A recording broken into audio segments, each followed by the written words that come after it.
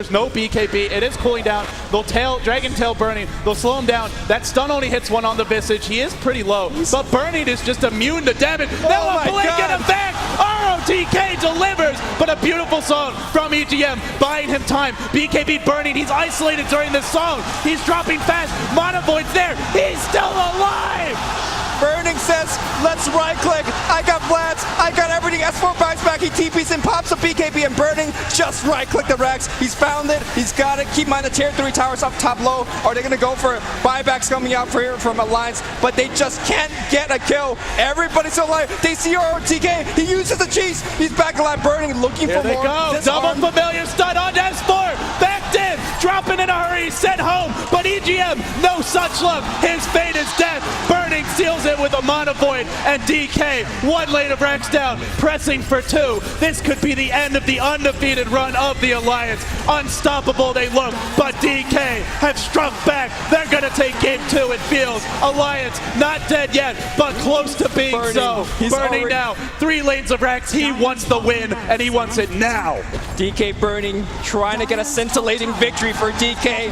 Representing China said, we can't beat Alliance. This is the first match. Here comes S4. The sun goes up, but that's the melee Rex. The range Rex soon to follow. That's going to be Mega Creeps. And the question that we are all asking is, can Alliance come back from Mega Creeps? Even gods may bleed. The Alliance unstoppable thus far. 45 minutes in, just got Mega Creep. DK, they kept on beating their head against that wall. And finally, they've broken through. Even ROTK isn't an easy kill. Heading towards the north. He's got Blink. And you got to go back to that fight and say, ROTK, I mean, Bulldog did get 1 lane of Rex during this, but that's Mega Creeps. From here, DK should be able to win. Well, they should, but are they? Because there's no GG coming out from Alliance. They think they got this. Is there? I mean, if you're Alliance, right, you don't have anything to lose at this point. You just go big. Yeah, even if you lose this game, there's a game 3. Right. You don't have as much pressure on you as DK. DK has to win this to stay alive. They'll stick in it. There's 10k gold on Burning. I'd like to see a fresh BKB, although his is already 8 seconds, so maybe not. But all you have to worry about from DK is some horrible team fight where you get picked off and Alliance is in position to take your Rex. But they still have a tier 2 mid. So for Alliance to take 2 or 3 lanes of Rex is going to be way harder than for DK to go for the throne. Can DK just do something like a smoke and just head straight down mid? I mean, they don't need to. All they have to do is make sure every member of their team have buyback. In this situation, the only thing that's going to beat them is perhaps a mass backdoor into on the top lane and into the throne. But of course, they have 2 fresh tier 4 towers. That throne's still obviously a fresh HP, full HP. So DK, maybe they're going to go for a pick. They say, you know what, if we find one, we go for the pick off, we win. Burning, he just spent some gold here at the side shop. It's a Demon Edge. What's he going for here? Is this an MKB? Who's got? There's a Talisman of Evasion on Loda, so it looks like an MKB. Burning says, I mean, is he going for the ZSMJ play? I think he's going to sell the, what do you think, Rapier and then just straight for the throne? So you jump in a team fight, you die. You sell? Oh no, okay, never mind. Okay. All right, there goes. And you buy back, you pick up your Rapier. Yeah, pick up the Rapier, buy back Breach of Travel in, but picking up MKB is not too bad against a Talisman of Evasion on Loda. So the thing for Alliance now is, even though they want to split push and backdoor, normally Prophet's great at that. When you're up against Mega Creeps, Bulldog can keep 1 lane out, but DK should be able to keep all the lanes in general. At best, they get to about the river. So if Bulldog tries to trade, the tier 4s can be focused now since there's the tier 3 down top, but he'll need a lot more backup if they want to win in a base race. So they'll be forced to fight, and they'll be forced to fight against a buyback Anti-Mage, a buyback Beastmaster. In fact, everyone is buyback right now, aside from that Darkseer. The key hero who can't die is RTK. Aurora to start on the Lotus. Song immediately prepped. EGM with the counter initiation. The birds are keeping him locked down. They're keeping him locked down. Burning now, the Song's expended. Will he go for the Rex? No, he goes for the kills. On to Bulldog. Bulldog to fall. Now Loda. Loda's dead, and it looks like the Swedish Giants may yet fall. They're dropping fast. Burning's out of control. GG! And DK are going to take game 2 and knock down the undefeated Alliance, their first loss of the International 3. DK has done it. Nobody believed that Alliance could be defeated, but DK says, on a day's work. On a day's work. They're not even excited. Oh my God. DK. And they're on their feet here. This might be North America, but there's a lot of DK fans in the house. Outstanding performance from DK. They stay alive, and now, Lumi, it comes down to a deciding game 3. And with that being said, we're going to throw it back to James, Bruno, and the rest of the analysts. Guys, what do you think? So then it's going all the distance with our first match of day 3 between Alliance and DK. And, well, obviously, first of all, let's give props to DK. But also, Mark, I'm going to have to give props to you on this one. We went around and asked how DK are going to be able to come back in the match, how they're going to win. You said they need to start initiating the fights. What did they get? Beastmaster Ags on Super. And he was, for the mid-game, amazing for them. Just saw how many kills they can pick off through the vision of the birds, both from Visits and Beastmaster himself, and with that axe there was no escaping him. Really great execution, but burning, I mean, wow. I doubted it before the game. As the best carry in the world, possibly. That anti-mage just went toe-to-toe with the entire Alliance lineup, and he died in some of the fights, but in other of the fights he was standing there fighting 3 people at once, surviving, killing them. That was spectacular. I mean, they had so many stuns and disables for him. They constantly kept him netted. They sheeped him. They had Dragon Tail. They had Alchemist stun. They had such good chain stun with the Centaurs too, but they just could not take him down. He was just way too far, way too tanky, and it just really pays a tribute to how good of a carry player he is. Notice the time on a top lane. He blinked into the trees instead of blinking into Loda's stun, and not that many carry players would do that. No, that was definitely great play by Burning. I'm still a bit shocked with how well this anti-mage was. I think it was probably a better anti-mage than Loda's last game. Anti-mage 2-0 in this series against the Alchemist. I think this was the part of Burning where if they actually did kill him, it would have been huge. But look how unable Burning to do doesn't so. die here. He survived so low. They had such good counter initiation, and Alliance had no force steps this game. I'm very surprised. It served them very well in each of the previous series, but EGM instead opting for a Heaven's Halberd. Alchemist got a Heaven's Halberd too. Shen did not have one. I think they could have saved a couple people from the Primal Roar. It's really good versus it. What they did have this time around was 3 Shadow Blades, despite the fact that Darkseid actually picked up a gem very early on.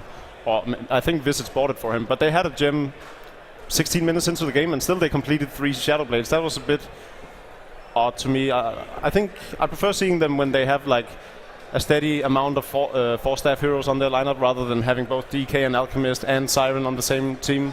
Just doesn't seem to work out all that well for them. They can't really juke the enemy around. I'm going to actually ask you, Ben and Jacob, about this game ended in 48 minutes and 19 seconds, so not a fast game. It's not a super 99-minute game, but it's not fast game. And Alliance had 3 cores. They had the Dragon Knight, they had the Alchemist, and the Nature's Prophet. 3 heroes that can scale very well, and by this time 3 of them are farmed, while DK only has 1 carry, which is the anti-mage. Of course the other heroes really help, but they are not able to input that amount of right-click damage.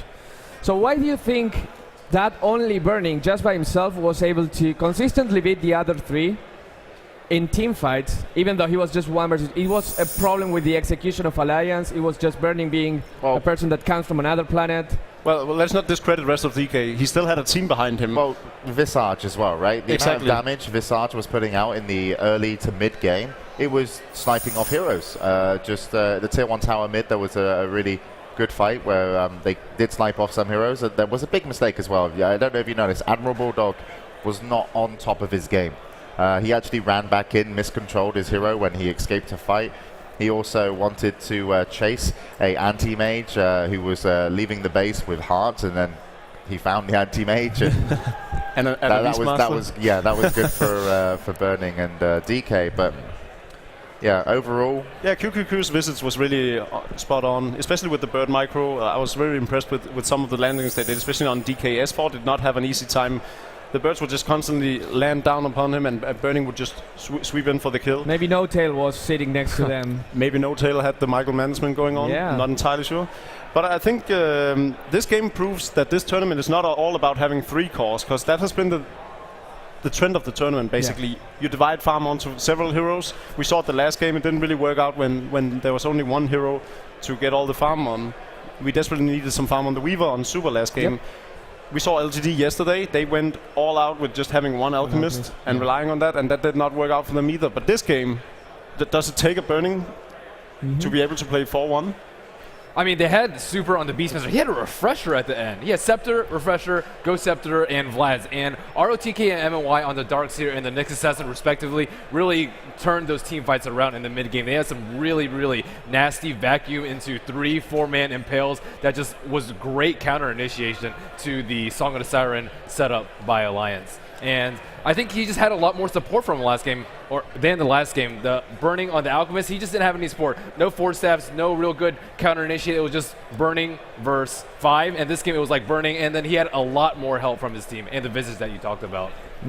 One of the things that I would have liked different from Alliance in terms of this draft, I felt like, okay, the DK, Dragon Knight this time, sure, you're going to have to have some additional pushing power when you play with a Chen, but I just felt that hero, going back to the Tricore thing, didn't really need to be there in a lineup, because obviously you're going to go for a Shadow Blade, but you've already got one on your Alchemist as well, right? So your Alchemist is a good enough initiation. Obviously the Dragon Tail is more stable, but if they actually had something that could initiate well, like a Puck, and could still play that mid lane by himself, so S4 could be pretty comfortable, like surviving, that I think could have worked out differently for Alliance, because they were really quite greedy in terms of how they had their lineup. They sometimes had just everybody in their jungle pulling, while the DK was mid and the Alchemist was just free farming top. And if you put a Puck there, that's where DK in the early stages of the game were meant to make something happen with their Nyx Assassin and also Visage. They needed to smoke up and they needed to get kills. They can get them onto a DK. Sometimes it's a little bit harder when you play a trickier hero, and I would have liked to have seen a stronger initiate. I don't think DK offered enough. I think you're definitely right. Admittedly, I didn't see the bans. I was busy doing interviews. Don't get me wrong. Something like a Puck. Something like that. Yeah. But, I mean, was Clockwork banned? Was Puck banned? Heroes that could initiate, like you were saying, could have been very, very useful here. Even a Queen of Pain that could work up for a Hex later on. Something like that would have been a lot better than the DK. I feel like they went overboard on the strength tanks. They really didn't need both Alchemist and DK. And I think S4, much like Dendi, plays better when he has a hero that does stuff. I didn't want to say does shit. stuff.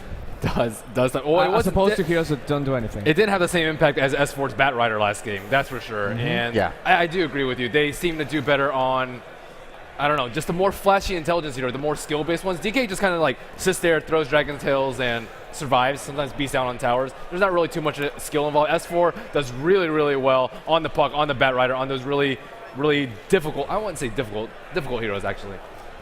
Bruno, any information on heroes, or what have you got for us? I actually, last time we analyzed the duel between Loda and Burning. They have the same heroes, different sides. Now it seems that Anti-Mage wins again, but it's Burning playing the... Yeah, this was last game. Remember, Burning won in XPM and GPM. Loda had the better kill potential.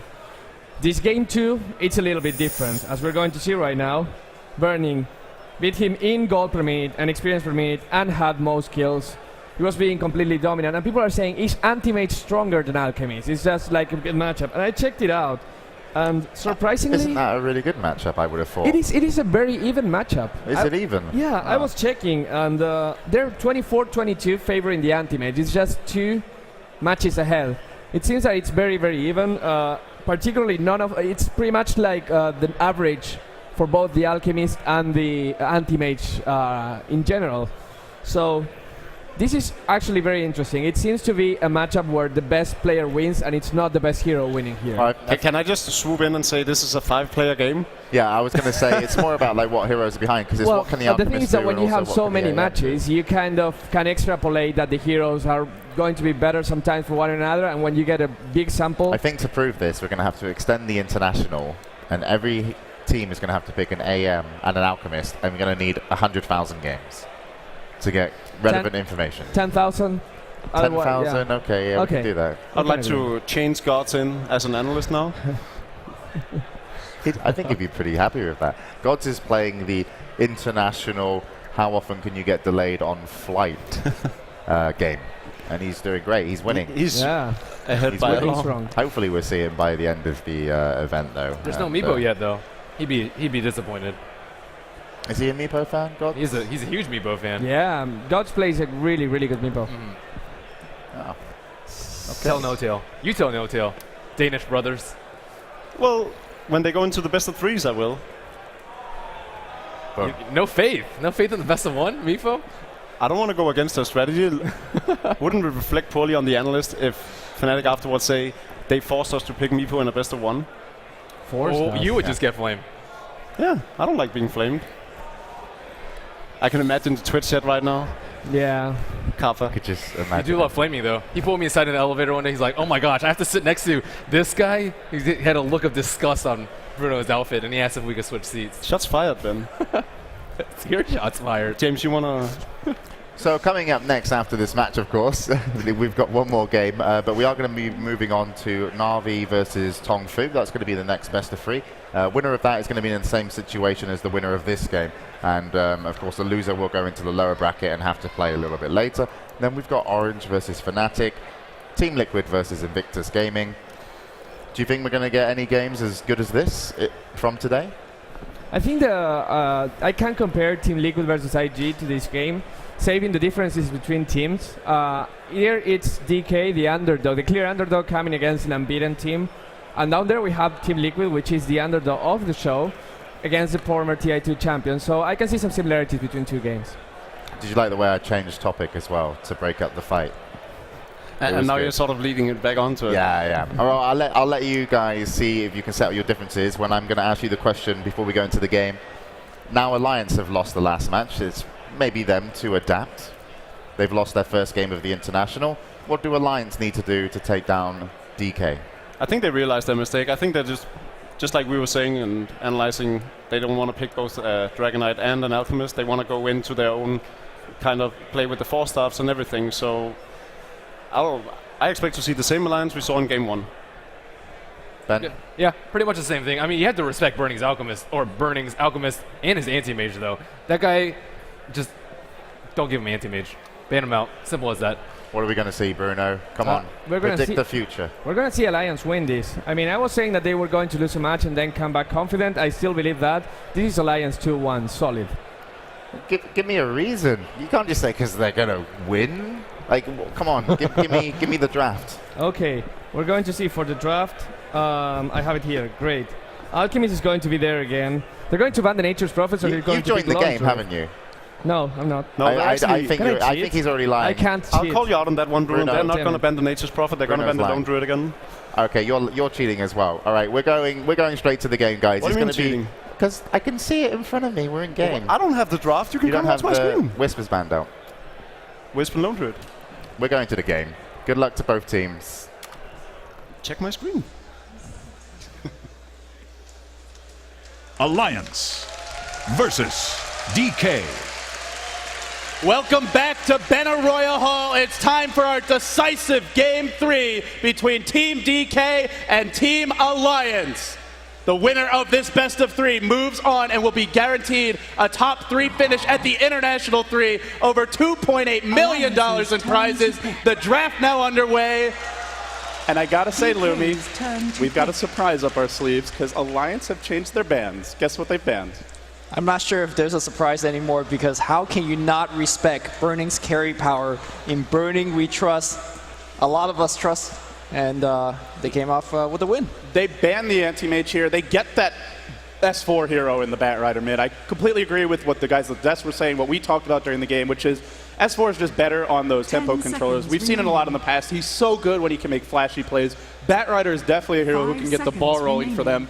If you're DK now, you're on the Dire side. You generally we've seen.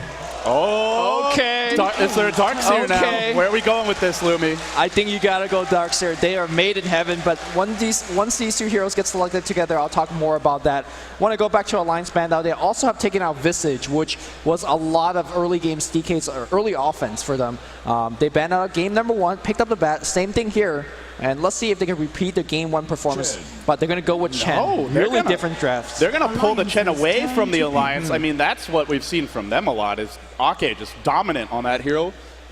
Do Alliance try to contest this? Do they go for a jungler of their own? Do they maybe look to go aggressive tri-lane here? How are they going to play it?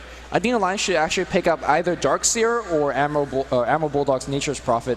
One of those heroes. Do you want to go for a Prophet against the Chen and the Spectre? Because in the laning stage, an offensive jungle Chen can easily shut down a Prophet if he's by himself. 10 seconds and assuming they don't go defensive tri lane. And in the mid game, Spectre can really punish a Prophet pick. I absolutely agree. Every time I've seen this matchup, I would say, you know what, you cannot pick Prophet here, but Alliance do it. But this is Bulldog Prophet. Right, Bulldog Prophet, he may not have the best micro, he may not have the best farm, but what he really excels in... Wait, did you just question Admiral Bulldog's micro skills? Yeah, sometimes he misses micros. You remember that game number 1, he kind of walked his herald in? Rare mistake. I'm giving him the benefit of the doubt. Right, I mean, rare mistake, but sometimes it does happen. He's human, right? But what Admiral Bulldog really is good at is, you know, if the team is running away, he TPs behind to go for a pick-off. He TPs away away from death and then back into safety and keep on farming jungle. That's what he's really good at.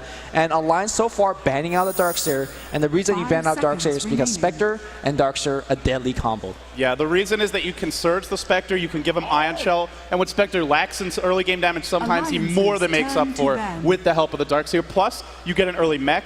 And the way these two heroes works is Darkseer discourages you from clumping, and Spectre punishes you for spreading. So either way, you're in trouble. But it is banned out. We won't see the Darkseer.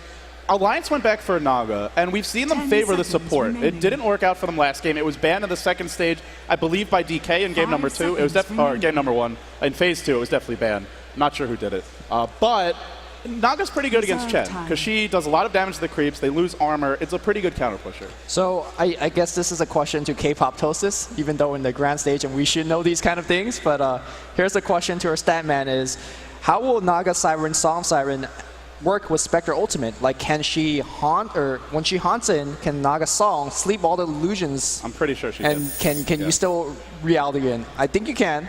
Well, you can reality him, but then I think you just get hit by the song. Okay, good. Pretty sure. I was wondering if this is a next level counter of some sort to the haunt. It could be. I mean, we've seen Naga is generally a decent way to deal with those kind of global gank strats if you get the, like against Wisp. We've seen some of the Western teams have experimented with picking Naga to punish Wisp picks. Against Spectre, though, it's hard because Spectre can go any one of a number of places, and it doesn't have to be where the Naga is. You haunt, and then you choose where to go in a lot of cases, whereas with a Wisp, I mean, you just see they're going one place, so you can kind of react. Right. Well, they just want Naga for a frontline support. I mean, it's fine. It's tanky. It's good against Chen. But where do they go from here? They haven't tipped their hand yet. We don't know what Loda's going to play. There's an Alchemist in the pool. DK started by banning Gyrocopter. Will they go for another Loda ban, or is there some other direction they want to take this? There's always PL. That's a hero that There actually is Coddle PL, and they're on the Radiant side, the better jungle for farming. Right. I think Alliance might look to Coddle PL this. I mean, I think DK is going to use one of those bans, either on the PL or the Keeper. I think you ban the Keeper, though. Right. Same thing in game number 1, yeah. So it depends on where the bans are coming in from. OD banning out here to protect Batrider, give him that easy lane. Although with that said, Weaver actually did okay against Batrider on the game number 1. So yeah, it's back to DK. Let's see what they're afraid of. I think you ban out the Keeper. I really think you do, because not only is it gives them access into a lot of split push, which goes really well with Bat. No, they're going to ban Lifestealer. Okay, definitely respecting the ganking combo of a Bat Infest bomb. Actually, we're just so used to him getting banned, but he was ignored here in the first stage, slips through, and now will be removed. In fact, Lifestealer had an interesting storyline. We talk about players, we talk about teams. Let's talk about Lifestealer and his storyline. He's kind of the big boogeyman as of late, even after his nerf in the recent patch. He still does a lot. But in this tournament, it seems like teams are finding out a lot of ways to deal with him. We saw multiple, like Razor, for example, is a big one that's coming out. The multiple SD, OD combo where you just disrupt him or Astro him. Lifestealer, we don't miss him, right? Well, he can be dealt with, but you need a plan. And now DK will go back for an Alk. A pretty greedy pick. It's got to be a solo mid Alk with this. It is solo mid, yeah. And, I mean, solo mid Alk against Batrider, you're going to lose that lane. You can still get some farm, though. You can build the early mech for your team. Chen can go Arcane Boots, or you can go straight into Shadow Blade. I don't know if I like this, though. There are other kind of stronger mids to me. Like, there's still a Puck available that they skipped out on. I feel like Puck actually goes really well with Spectre, too, because you Dream Coil them, and, you know, they're trying to run, but the more they run, the more the Desolate affects them. I don't know, Lumi. A lot of these Chinese teams do like their solo mid-alk, but we've seen it be rather underwhelming at times. And here comes the Keeper. Here comes your Coddle PL. Is this is your Coddle PL. A lovely foreshadowing of the Keeper PL? We'll see. But, I mean, obviously, the DK drafters burning, they know, right, that Alchemist is going to do poorly against Bat. In fact, they would lose the lane very, very badly against Bat. despite knowing that, why are they picking this hero? Like, what is Alchemist actually giving them? He's played as a support, he's played as a solo mid, so he's not going to be your big carry. I think he's really picked for the Acid Spray to slow down those push, because so far, you have Fabled, you have Acid Spray, and that's not really even that good, because Spectre is one of those heroes that takes quite a while to get going, but once she gets going, she is almost unstoppable. You know, the other option, it seems like DK is really worried about an aggressive tri-lane. I mean, that's one big reason to ban out Lifesteal and Gyrocopter is they want to secure Burning's farm. But, I mean, I think you can trade Coddle PL Batrider farm for Spectre farm. I honestly think that's fine for Alliance. In fact, they might come out on top. So, DK, I think a lot of how this game develops just comes down to their Chen and Rubik play. Do they find those early ganks? Is their movement successful? Because we saw in game 1, consistently QQQ and Die, their smoke ganks failed. They fell behind, and no surprises here. Backs against the wall. The Swedes do what we knew they would, which is Coddle PL. They're going to go for some split push to take game 3. Nobody's liking this. Well, I'm pretty sure if they win, they'll all be happy. Look, I mean, come on, guys. Don't we want to see an 80-minute farm fest? I do. I do too. So here we go. I was so sad we weren't casting that DK versus IG game. Man. So much theory craft they missed out on. So much. I was waiting for the map to blow up too. That never happened. So yeah, that was not enough spells used apparently. I know, you have to reach a critical mass of spells, and then Hellfire erupts from the ground. Things get a little wacky and weird. Well, let's talk about this game. Okay. Are there enough spells to be used this game? Like there are. All right. I think so. Radiance Particles, Timbersaw ban. Ooh. Yeah, I mean, it could be an S4 bat actually. I mean, we haven't talked about. Or sorry, an Admiral Bulldog bat. I have never actually seen him play bat. He does. He plays a pretty good bat actually. Okay. And it seems like they think it's going to be one. I could see just a. I mean, it could be Timbersaw offlane. That's a thing too. So. And he's good against Spectre. He's good against. He's pretty good against Chen creeps too. Yeah, actually, that was a great ban because Timbersaw offlane against Spectre Rubik. What's Rubik going to do? Hit you against reactive armor? He's like, yeah, okay, I'll hit you back now. So for DK to take fights right now, aside from those smoke ganks, they pretty much need a Shadow Blade on Alk, right, in the mid game. Right. And the chances of Alk getting a Shadow Blade versus a Batrider getting a Blink Dagger, the Bat's going to get that Blink Dagger way sooner. So if those smoke ganks aren't successful, if they don't put pressure on the map with the Chen, then Alliance are going to have all the tempo control and just be able to dictate the flow of the game. I think depending on this last pick could change things. I think DK's got to go Prophet. Do you think? Profit? Because if you don't take Prophet now, Alliance is going to take Prophet, right? And they're dealing with so much... You talked about... you're right. I think they have to, Yeah, actually. Prophet is really weak against Spectre early, but I feel like Alliance with the Batrider, with the Naga Siren, they're on the offensive. They're going to be dictating the tempo of the game. Yeah, they definitely have the more aggressive mid-game solo mid right now in the Batrider. DK waiting for their last pick. The first team at the International 3 to take a game off of the Alliance, but we've seen Alliance lose a game before in a series. We rarely see these guys lose a set. They're not easily rattled. I haven't seen them lose a game for a while, so yeah, I can't even say. I'm going back to, I think there was a Star Ladder where they dropped a game in a best of 3 to Quantic, I believe, or that was DreamHack actually, but it does happen once in a while. Although shout out to Quantic because they did some crazy strat in that game. It was Dazzle, Pugna, and some Naga offensive tri-lane beat Alliance in like 16 minutes. But there was that one Tree Weaver game. I don't know if that was against Alliance, but well, it's DK versus Alliance. I mean, if you have to think like 3 months ago until they lost the game, then suddenly it's like, oh, whoa, you know, these guys are pretty good, right? Yeah, it kind of reminds you of IG, who went 8 months undefeated, but they were playing a lot less tournaments. So Alliance going undefeated in the Western scene for 3 months, very impressive, or very close to it in terms of actual tournament wins, is hugely impressive. Now, though, we return to the draft. 13 seconds left. The clock's ticking down, and they'll go for a Clockwork. Okay, so this is a good hero to counter split push. It's a good hero to counter split push, and more importantly, gives them initiation power. I think what we learned from last game is when you open up the gank with Nyx Vendetta, when you open up with, for example, Beastmaster Roar, you get those kills. And obviously, no surprise here. We're going to see Alliance go for Nature's Prophet. All Alliance needs to do is shore up their early game and then split push the hell of DK.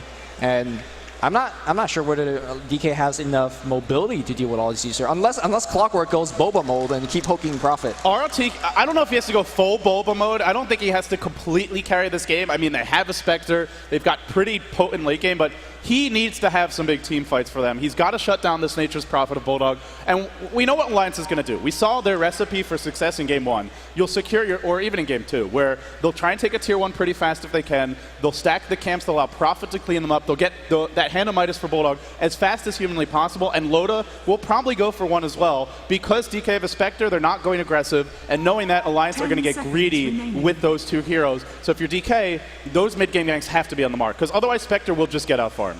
Well, we're back for game number 3 between Alliance and DK. DK has done something that no other team in this tournament has done. They have taken 1 game away from Alliance, but that doesn't matter. Can they take 2? Can they take the series? S4 on the Radiant side, playing on the Batrider. So far, going on the bot lane here. Is this some crazy lane? We'll have to talk about that later. Aki on his Keeper of Light. EGM running after on the Naga Siren. Loda following up with the Phantom Lancer. And last but not least, Nature's Prophet being handled by Admiral Bulldog. On the Dire side, you have Team DK starting, of course, with Burning. Might be retiring. So too might a lot of his teammates. DK, they took 1. Can they take 2? We'll find out now. ROTK, the Clockwork. He had a great